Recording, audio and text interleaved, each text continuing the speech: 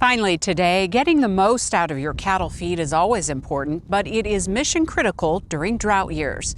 Today, SUNUP heads to Noble County for a hands-on workshop. So today we have one of our first feeder calibration clinics that is hosted across the state. We are collecting some data on how producers feed their cattle, what amounts they feed, and how accurate they are.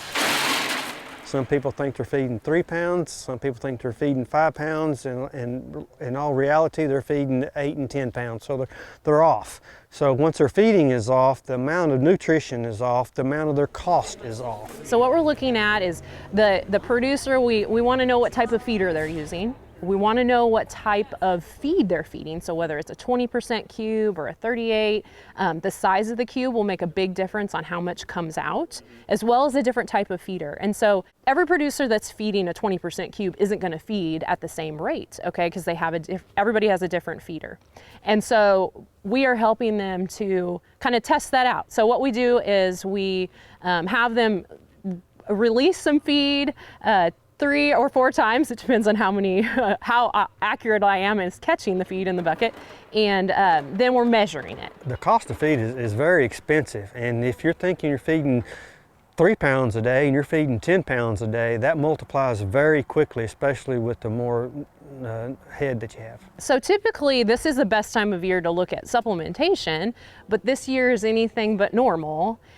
So with high feed costs and reduced forage supplies, it's even more producers are feeding more feed types, and so it's even more important for them to really accurately hone down on what they're feeding. You know, and it may not, the number may not show up very quickly to them, but over time, over 60, 90, 120 days of feeding, that cost really adds up. And especially if you're off just a tiny little bit, you could feed an extra ton of feed in a season, and if you're feeding a high protein supplement, that could be an extra $500, and so that makes a huge difference.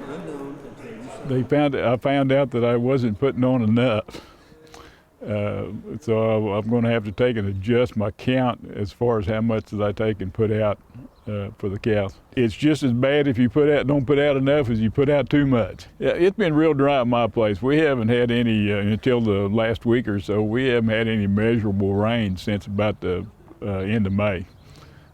We'd get a tenth of rain or so the grass and stuff and the hay situation, it's really need to know what you're doing to be able to keep your cattle going like they're supposed to. Calibration clinics are offered throughout the state. We have quite a few on the western part of the state coming up in November, both the northwest and the southwest, a couple on the eastern part of the side of the state. So talk to your county extension educator if you would like to have one, or give them a call. And a lot of people, I mean, I would be happy to come out and talk about your feeder if we want to test it or readjust it or what we can do to help people. This is a free opportunity to come in and just get an idea what they are doing. We as Extension are providing information to them to help them know what they should be feeding, what they need to be feeding. I'm glad that we have this because it's going to take and really make a difference in the performance of the cattle and making a good deal for the farmers and ranchers around the country.